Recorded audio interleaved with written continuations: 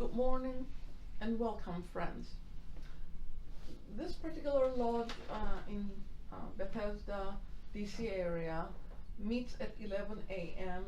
every Sunday morning for the presentation of a theosophical subject delivered by a student of Theosophy, which is followed by questions and answers. Today's topic is reincarnation, and next week the talk will be on being thankful. The theosophical movement of the recent eras brought about a change in the way that we approach the mysteries of life. In the 19th century effort, the philosophy that was delivered by the masters through HPB, made practical by Mr. Judge,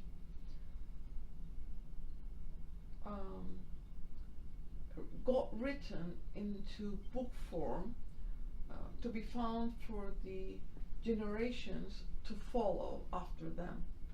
These are still available to all those who wish to read the message in its original form. This lodge is loyal to the founders of the Theosophical movement, and it is devoted to the cause of Theosophy. However, it does not concern itself with differences of opinion. Its work is too lofty and too large. It is only concerned with the dissemination of the fundamental principles of the philosophy of Theosophy and the exemplification by each human soul in practice of those principles through a truer realization of the self and a profounder conviction of universal brotherhood. So, regardless of where the theosophical students are located, similarity of aim, purpose, and teaching is the basis of their unity, and the lodges do not actually have any constitution, bylaws, nor officers, the sole bond being that basis. And in furtherance of that unity, it regards as theosophists all those who are engaged in the true service of humanity without distinction of race, creed, sex, condition, or organization, and it welcomes to its association all those who are in accord with its declared purposes and who desire to fit themselves by study and otherwise to be the better able to help and teach others. So the true theosophist belongs to no cult or sect, yet it belongs to each and all. This is the form signed by the Associates of United Lodge of Theosophists. Being in sympathy with the purposes of this lodge, as set forth in its declaration, I hereby record my desire to be enrolled as an associate, it being understood that such association calls for no obligation on my part other than that which I myself determine. The reading for today comes from the Bhagavad Gita. The man who believeth that it is this spirit which killeth, and he who thinketh that it may be destroyed, are both alike deceived. For it neither killeth, nor is it killed. It is not a thing of which a man may say, it hath been, it is about to be, or is to be hereafter. For it is without birth, and meeteth not death. It is ancient, constant, and eternal, and is not slain when this its mortal frame is destroyed. How can the man who believeth that it is incorruptible, eternal, inexhaustible, and without birth, think that it can either kill or cause to be killed? As a man throweth away old garments, and putteth on new, even so the dweller in the body, having quitted its old mortal frames, entereth into others, which are new. The weapon divideth not, the fire burneth it not, the water corrupteth it not, the wind driveth it not away, for it is indivisible, inconceivable, incorruptible, and is not to be dried away. It is eternal, universal, permanent, immovable. It is invisible, inconceivable, and unalterable. Therefore, knowing it to be thus, thou shouldst not grieve.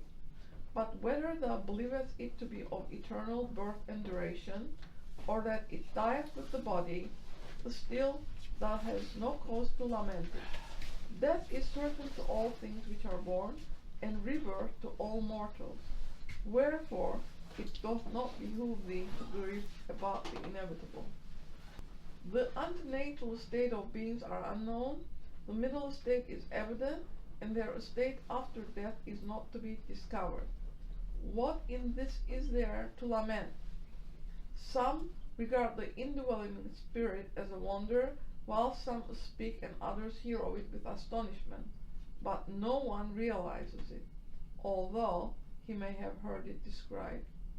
This spirit can never be destroyed in the mortal frame which it inhabiteth, hence it is unworthy for thee to be troubled for all these mortals. And now today's Torah reincarnation. Please turn all your phones off. Thank you. Friends, the fact of reincarnation means that our present life is a result of previous lives, and that our future life will be in accordance with our past lives and the way we are now living.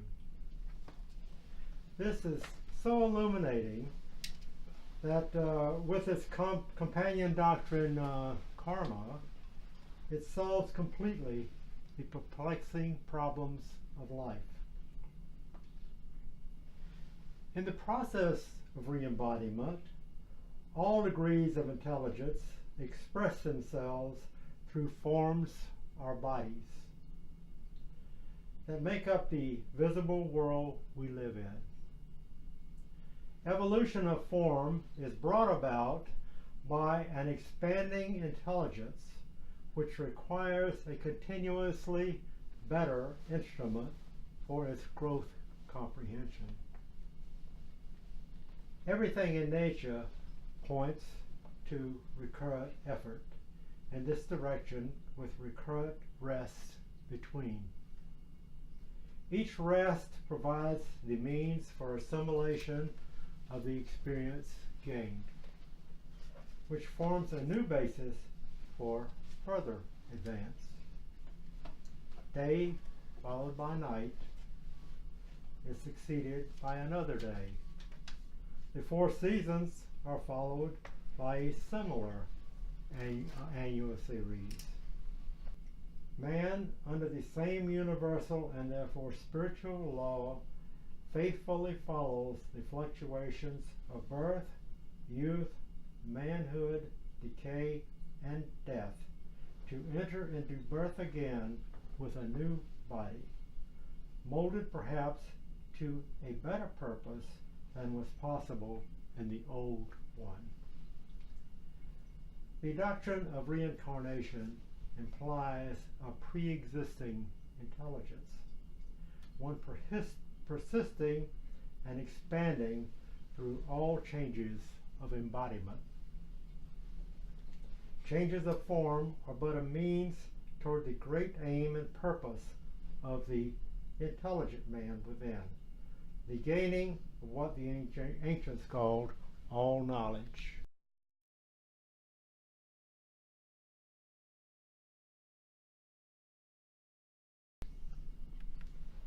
The present unrest is but a culmination of centuries of materialistic conceptions based on the idea of one life on earth.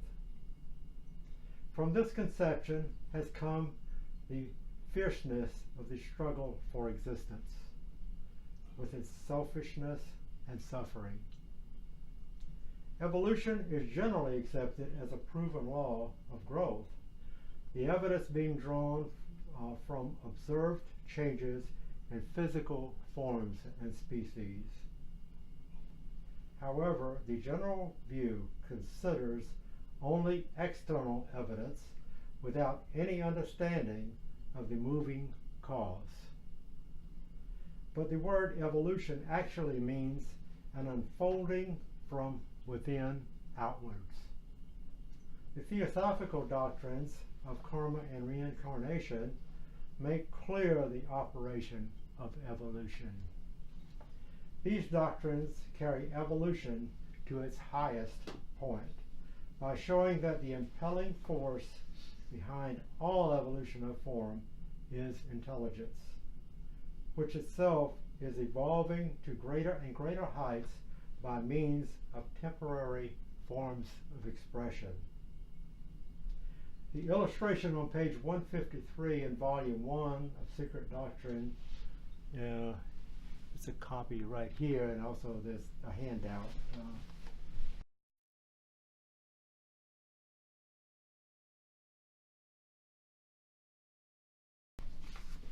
Helps us to see that both humans and planets,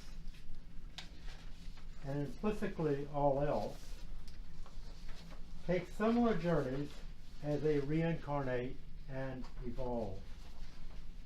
It shows that both general humanity and the earth are currently in the most material phase of development.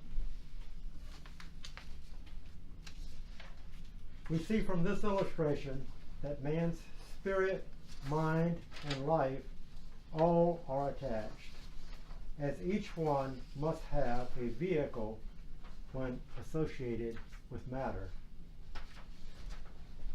Some ask what it is in man that reincarnates, and specifically whether the personality reincarnates. HPB's Theosophical Glossary defines personality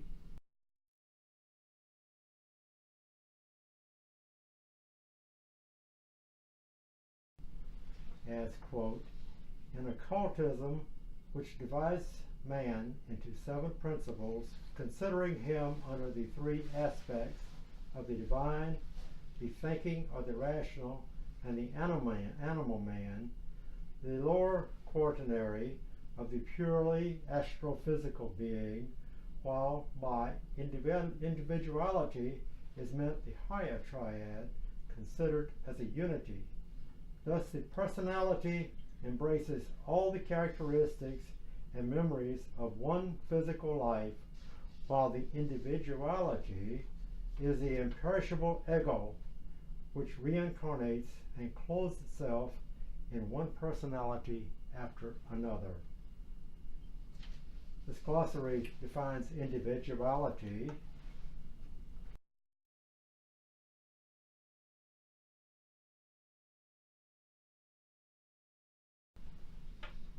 as one of the names given in Theosophy and occultism to the human higher ego. A distinction is made between the immortal and divine ego and the mortal human ego, which perishes. So, looking at man's nature, which is 7-fold, we see Atma, which is the higher self, is neither nor spirit nor mind, but like sunshine, shines on all. It is a universally diffused divine principle and is inseparable from its one and absolute meta-spirit, as the sunbeam is inseparable from sunlight. Buddhi, the spiritual soul, is Atma's vehicle. Neither Atma nor Buddhi is of use to the body of man unless the divine duad of Atma and Buddhi is assimilated by and reflected in consciousness. Neither Atma nor Buddhi are ever reached by karma. Manas, the human soul, when inseparably united with Atma and Buddhi, is the real individuality of the divine man. It is this human divine ego which overshadows every personality which karma forces it to incarnate into. And this ego, which is held responsible for all the sins committed through and in every new body or personality through the long series of rebirths. As for the fate of the four lower principles that are shown here,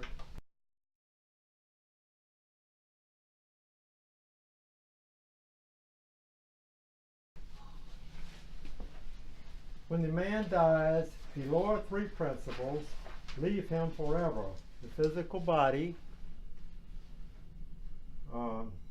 life, and the astral body drop off. And then the perfected part of Manas separates itself and stays connected with Atma and Buddhi, all of which separate from lower Manas. It's also called the animal soul or the human mortal ego, or passions and desires, volitions and feelings. Those things are included in the lower four. No longer receiving light from the higher mind and no longer having a physical brain to work through, the lower Manas no longer functions. So these drop off, and then the Tuscarora Bridge, which is right here, it's the path of bridge between the higher and the lower Manas. It serves as a medium of communication between the higher and the lower, and conveys from the lower to the higher all those personal impressions and thoughts which can, by their nature, be assimilated and stored by the undying entity, which is the higher triad, and be thus made immortal with it, these being the only elements of the personality that survive death and time. It stands to reason that only that which is noble, spiritual, and divine in man can testify in eternity to his having lived.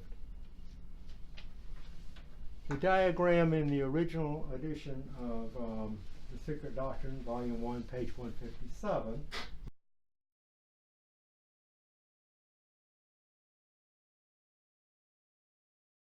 which is also passed out, and then here on the board, show a basis used for this presentation of the sevenfold principles of man. So if we have lived before, why do we not remember it? But then do we remember what happens when we sleep? Experiments in hypnotism show that all the smallest events of life are registered in what some psychologists call the subconscious mind.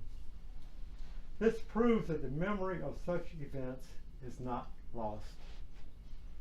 Every circumstance of the past arises before the person just before death. Even now, many persons remember that they have lived before. Poets have sung of it. Children know it well. That is, until constant association with reincarnation deniers divide the recollection from their minds. However, our present brain had no part in the life lived before, so it is in general unable to bring through the memory of the past. But by our living according to the dictates of the soul, the brain may at last be made porous to the soul's recollection, and then our past lives become an open book to us. Some don't like the idea of losing their personalities and being unable to recognize their friends after this life. Unless one is grossly materialistic, though, it is the soul of a friend that is attracted to.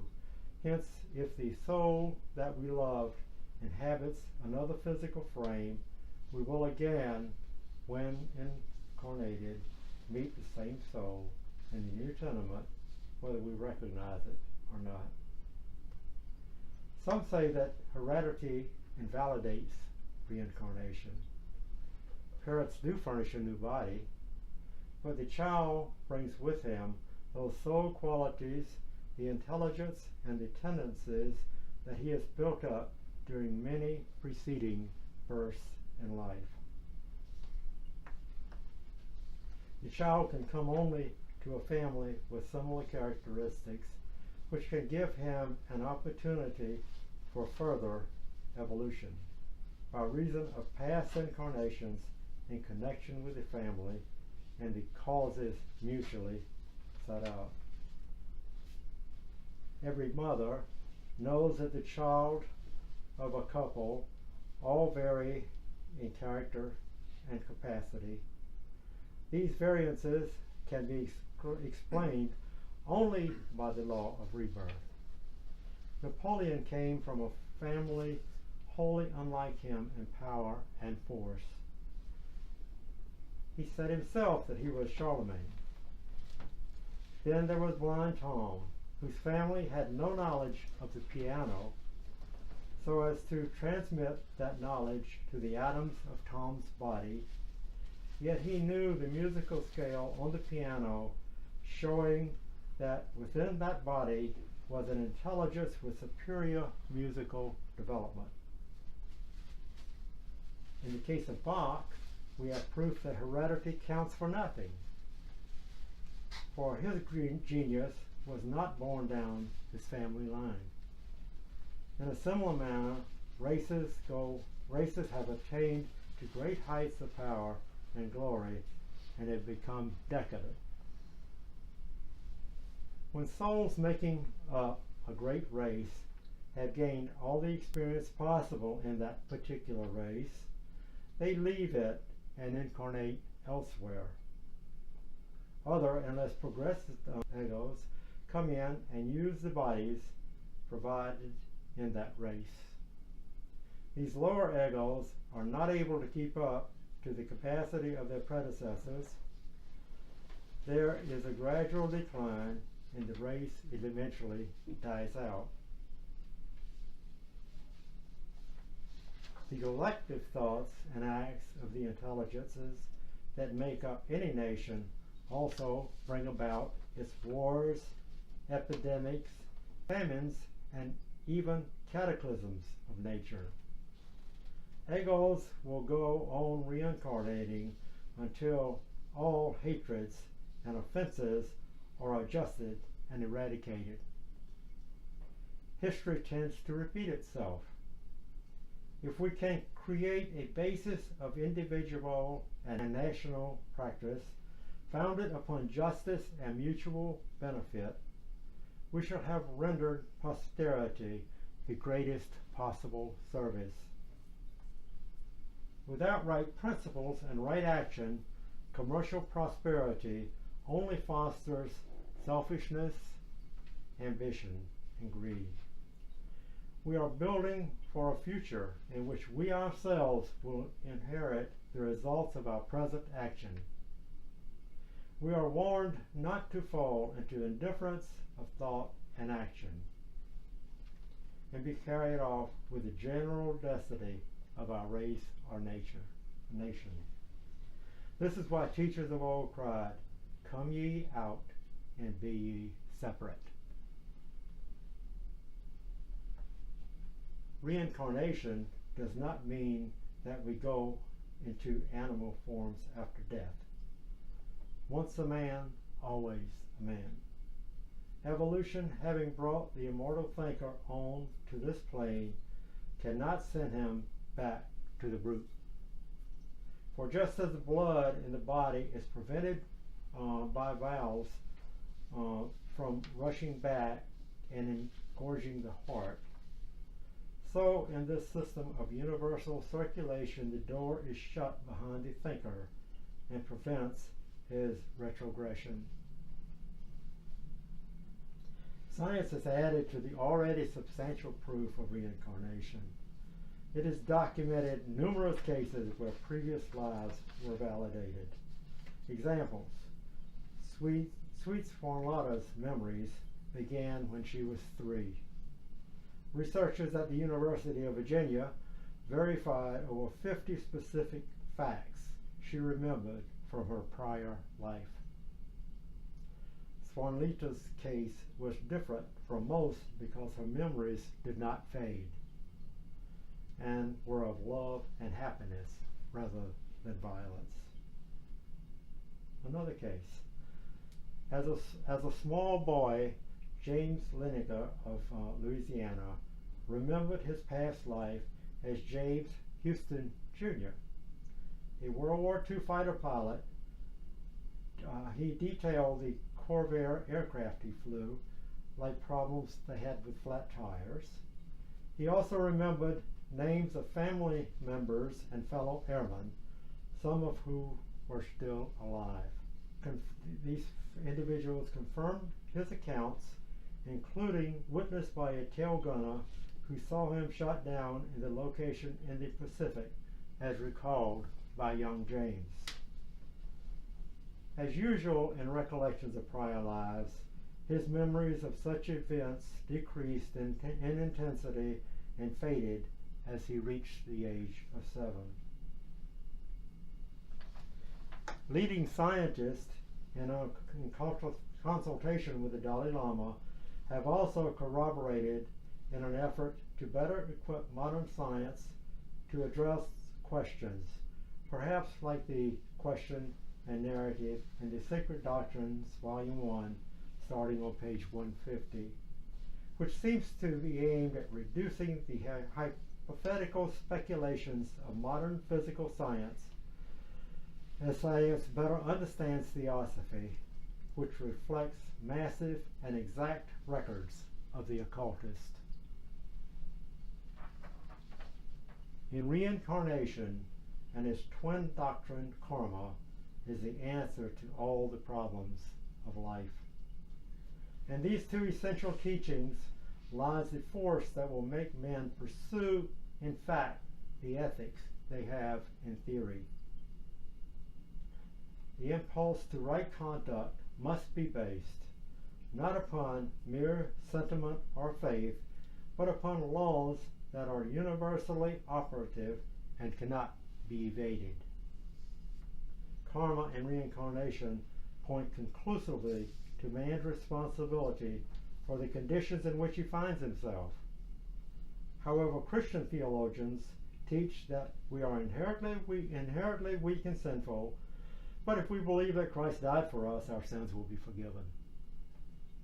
The fact that we keep trying to dodge the effects of our past actions is largely due to the acceptance of certain Christian doctrines which are misinterpretations of the teachings of Jesus. A reincarnation denier, professed Christian or not, sets up his judgment against that of Jesus, who affirmed it on several occasions. When Jesus came, the people were looking for Moses, Elias, and others to return to earth. Jesus said that Herod had killed John the Baptist, not knowing that he was Elias, who was for to come.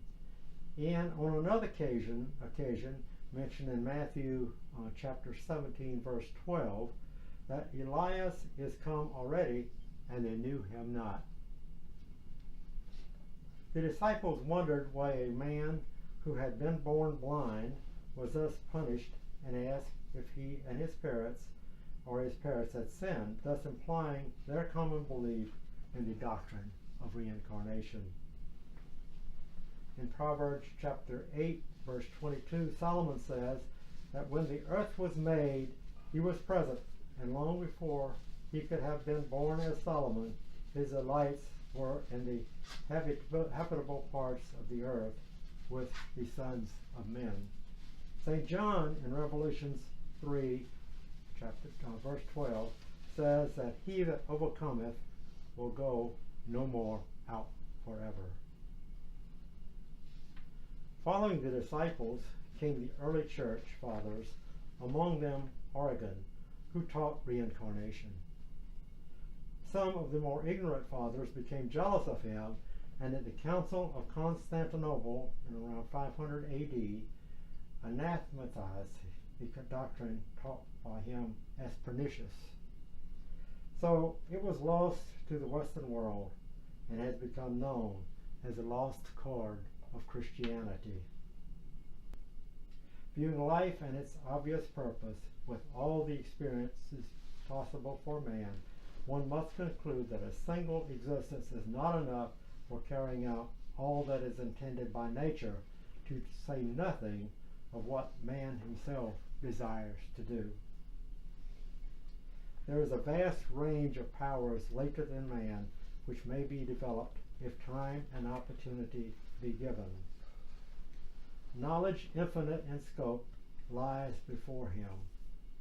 We have high aspirations with no time to reach up to their measure, while the great troop of passions and desires, selfish motives and ambitions war within us, and among themselves pursuing us even to the door of death.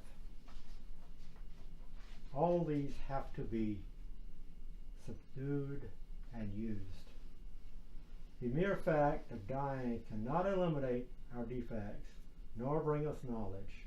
If we assume that upon entering heaven all knowledge and purity will be ours, we reduce that state to a dead level and sheer life of every meaning.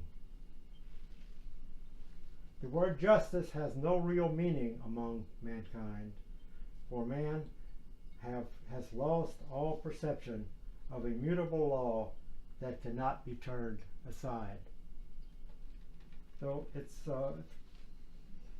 very working exhibits what man in their blindness called injustice, yet it is in fact the divine law of justice restoring the equilibrium disturbed by man through ignorance and selfishness. This is karma.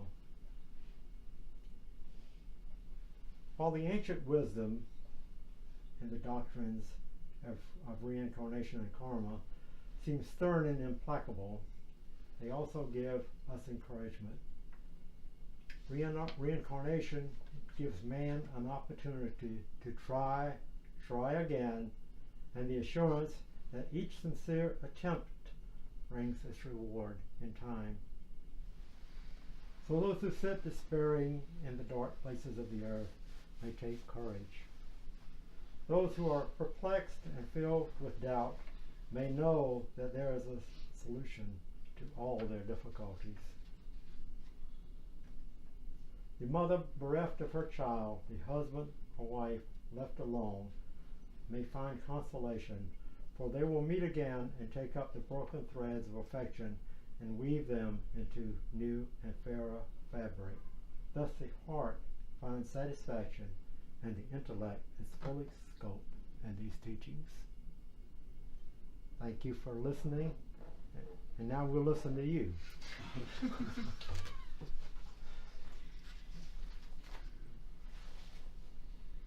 That is, if anybody's got something to say. Oh my gosh, okay. I think your hand was first. She deferred to you. What we are seeing, is this considered to be a part of what is called the sevenfold nature of humankind? Well, the reason why we brought the sevenfold nature is the three, that's the permanent part. That goes on from life to life, which is immortal. And then we have the temporary part, which is what we see each other, our personalities and our, physical form and all therein, the astral body and passions and desires and all that stuff. So that drops off. Nothing ever totally disappears. We impact the elementals and things like that with our lower natures all the time. We get those, so all this is around, but these separate from the higher triad, which is our total immortal selves as we pass, we ever were and ever shall be. Okay, 2 questions regarding reincarnation I want to ask. And I'll acknowledge some of the references come from 2 different motion pictures. There's a movie from the 90s called Kundum by Martin Scorsese, which showcases the story of the current Dalai Lama, and what they show is the process by which the new Dalai Lama is identified, which is believed to be the current one. I believe is the 13th reincarnation of the Lama, of the Lamas. Dolly and Natasha, and they verify each other. Is that what you're? Yes, they take a lot of mothers tend to claim that, oh, my son is special because he can meditate. He meditated at age 2, for instance, by himself, and this kind of stuff. And they would bring them to this location where they have the ultimate assessment, which involves leaving the child alone in a room where there are hidden holes through which these judges are looking, and they are waiting to see how the child behaves. According to them, the proof that it is the Dalai Lama is when a child in a specific, I think, clockwise or counterclockwise manner goes by a specific, like out of several toothbrushes, chooses the one that has been used in centuries, and into that precise, and only then do they determine, okay, this is it, this is the Dalai Lama. Is that view in accordance to the way reincarnation is viewed in Theosophy? That's one question. The other question, very briefly, there's another motion picture movie I saw called Little Buddha with the actor Keanu Reeves. Showcases the idea that it's hypothetical, but in the movie, at the end, there are 3 people that are considered to be the Dalai Lama, and all 3 are chosen. They state that according to Buddhism, it is possible that a being could be reincarnated into 3 simultaneous different beings at the same time, all being the same person. I saw this and I was like, what? And so those 2 scenarios are the ones I wanted to ask if they are in accordance to the way the way the reincarnation is viewed in Theosophy. Wow, a lot of implications in there. First response would be, yeah, there is a testing process, and this student does really not know what it is in choosing the Dalai Lama appearing as a Dalai Lama. What those specifics are, I doubt if we humans could ever. I mean, we can imagine what they are and throw them in a movie, but how accurate that is a question. It said that some child born in Pennsylvania some years back, the student heard about, was thought to be the Dalai Lama. So yes, there is that process that they go through. The student understands, but he doesn't really understand what it is. The other part of it is, yes, a higher being, the student understands, is a spiritual being, and they could appear in somebody else's body. It's possible, but I don't know. The point is, when you get to these highest levels, you have all knowledge, and without all knowledge, you can do virtually everything that's not even we couldn't even imagine. I would think. So you could influence a whole group of people by whatever means you know about virtually do things, yeah. But that said, those higher beings are not there to interfere with our karma. Whatever we do, we have to learn to understand, to do better or whatever, or continue to do good if we're doing good. So that's kind of the student's perception of what you said. Well, the question reminds the student of the story of Mr. Judge in a borrowed body, and it illustrates, I think, that there's always an edge case, right? There's always some special case, special circumstances. As you said, when you get to that level, many things are possible. But how much value is there for us in examining those maybe possible cases as compared to what you've described for us this morning, which is sort of what applies to all of us? There'll always be special cases, but it might be more useful to focus on what we know is likely to happen for the majority of us, I suppose is my comment. This student is thinking about Raja Yoga as you are asking that question. In Raja Yoga, we're not taught to do magic. What is generally conceived as magic, it really is magic, because we are in the process and doing Raja Yoga of learning to deal with the little things, what we might call the little things in life, perfecting ourselves, perfecting our whole being, and not to focus on specific things. It's a process that requires extreme dedication. You have to stay with it, be constant, be with it all the time. Every little bit of work is progress. But to become successful in being a yogi would be the term, I would think, requires tremendous dedication on the part of yourself, and eventually when through your higher self, which is your master, get to the point where a little help is needed, direct help. There's a process that goes through the masters, I understand. The master appears when the student is ready.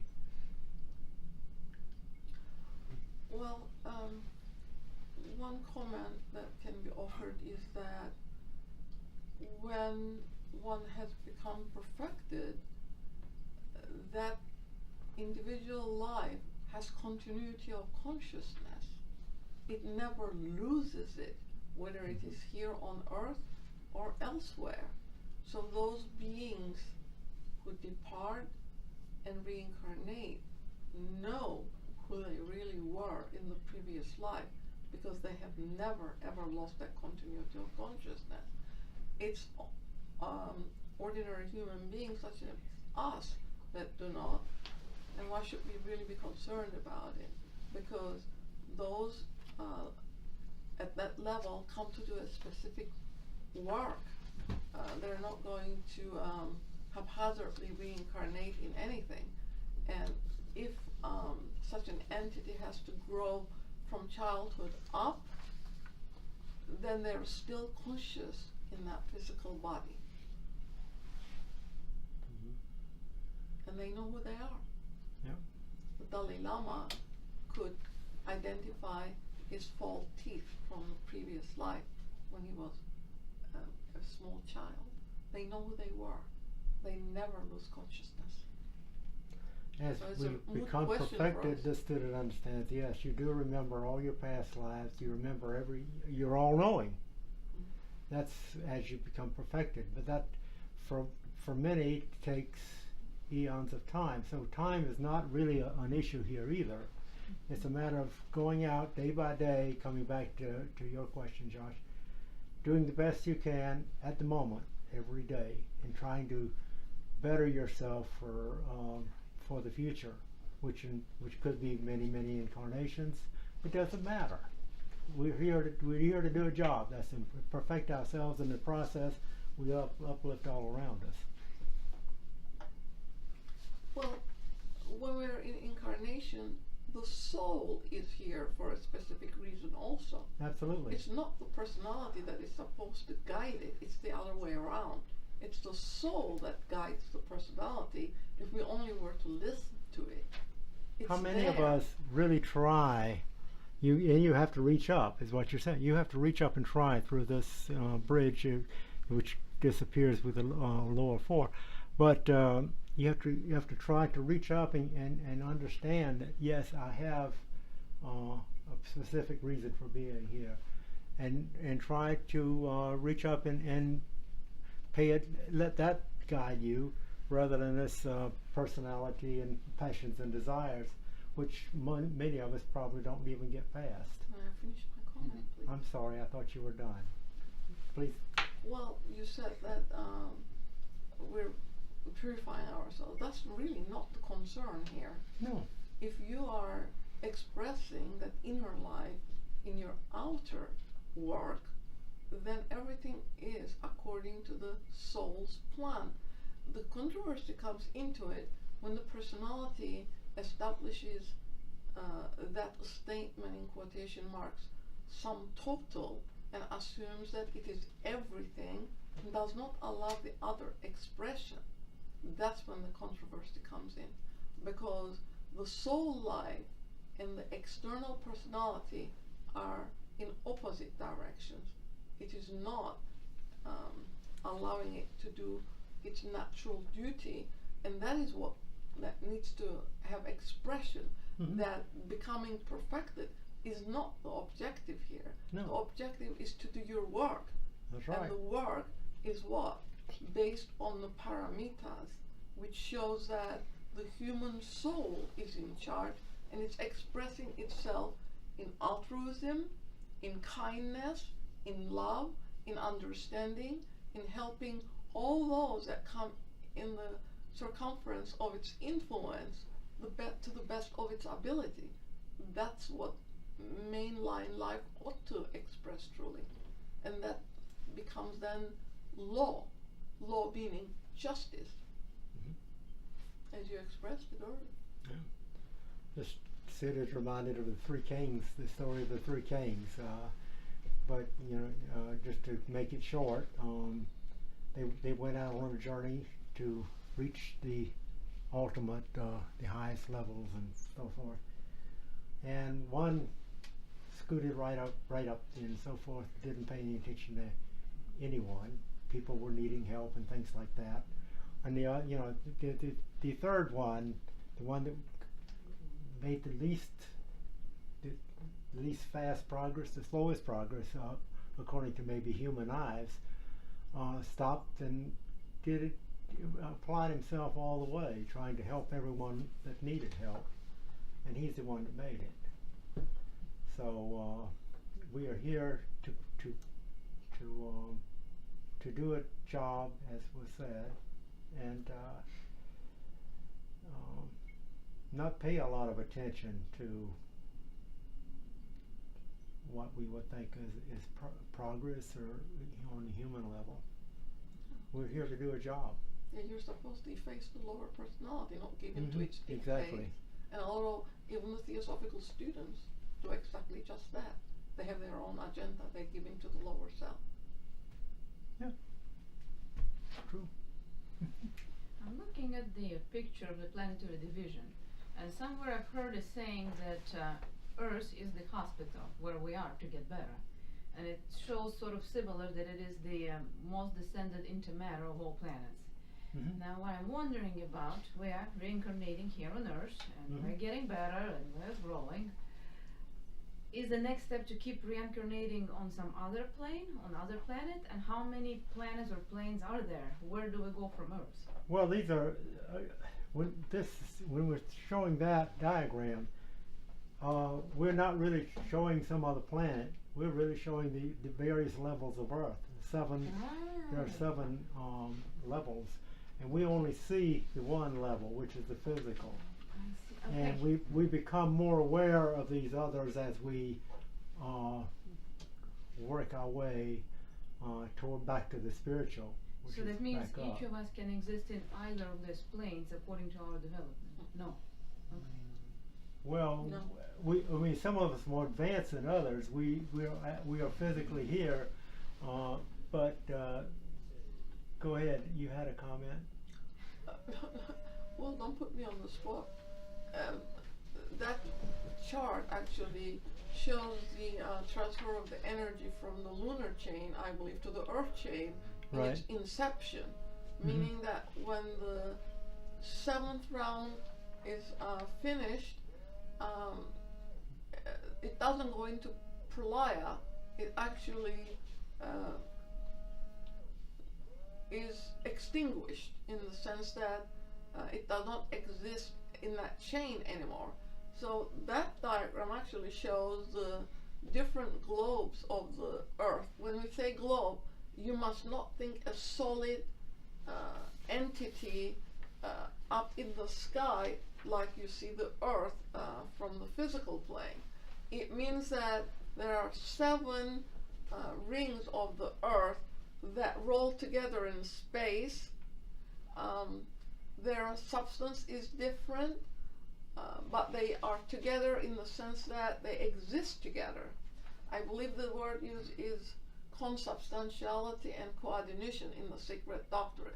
They're in consubstantiality and not in coordination, and sometimes in coordination and not in consubstantiality. So what we have to realize is that humanity has gone from globe A to globe B to globe C, and we are now on globe D, which is the most concrete and solid. In other words, it has the most density, and we have lived half of its life already. Somewhere it says each globe has an existence of 43 million years.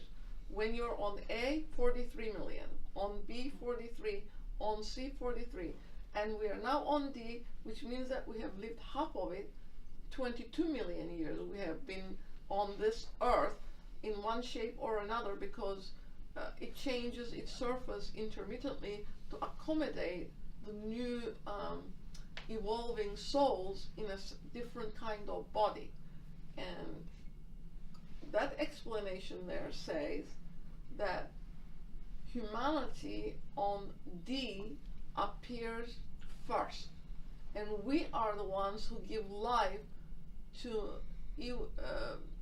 further evolve even the mineral and the vegetable life on here on earth. So after the midpoint, it will start etherealizing again, and that is why this philosophy was brought into the world. It was very necessary for us to understand our constitution, our being here, why are we here, what's the highest achievable, where were we before, that kind of questioning and answers all being available to us through the secret doctrine, Isis Unmailed, and all the other literature through Judge and R.C. left to us to peruse through. So we need to understand that the globe is going to etherealize also, because the embodiment of earth is as necessary as the reincarnation of the soul in a physical body for its evolution to carry on. So we need to understand that when our consciousness is on that particular globe, it does not perceive all the others. And the solar system globes, HPV says, are all equivalent to Earth, meaning they're in their most solid form that we see in space. They also have 6 accompanying ones that are not visible to us. I hope that helps a little bit.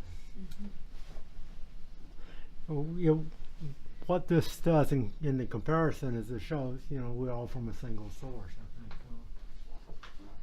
That we all in evolution in similar places, but some of us are more advanced than others. I think you would That's say true. that too, in this material world.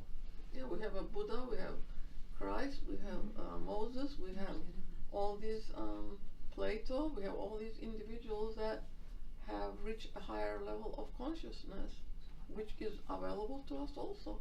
They're not different from us, only in degree, not in essence. We're all the same, made of the same materials.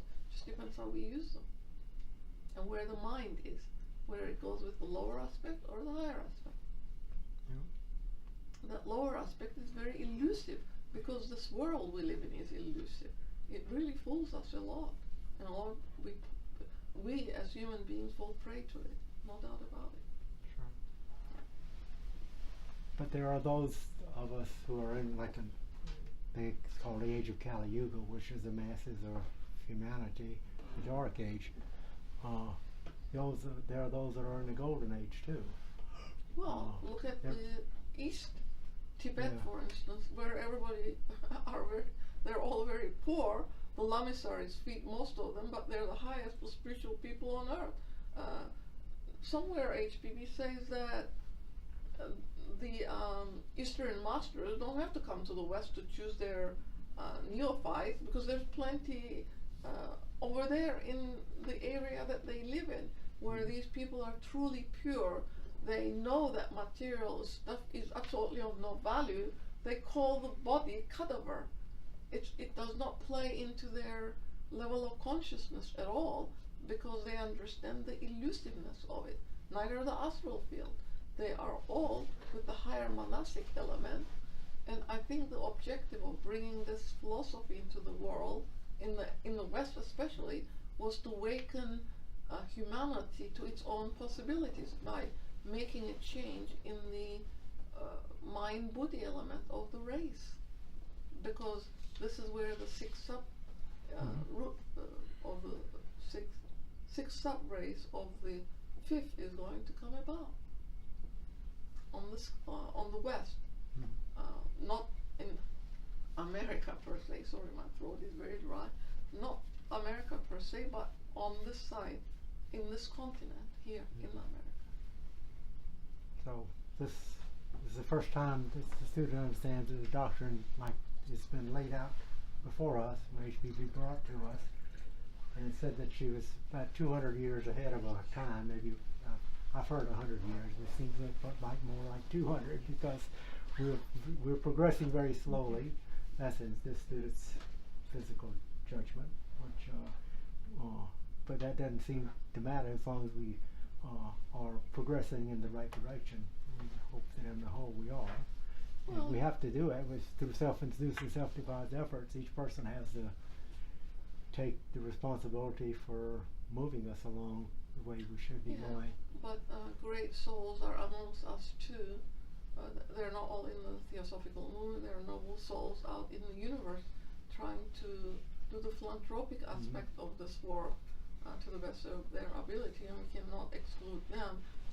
The declaration says all those who are involved in moving humanity forward and eliminating suffering in the world are Theosophy. Absolutely. So that's how we have to look at it. But it falls on each human being, because we are self-conscious. No one else can tell us what to do anymore. We make our own decisions. So for that reason, we're also responsible for the actions, our thoughts, actions, and the result of those actions that come about, because it affects all of people, what we do. With that, we'll end it. Thank you for joining us. And next week's is you announced it. What was it? Next week's talk.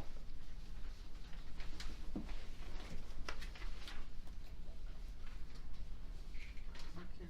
On being thankful. On being thankful. Thanksgiving.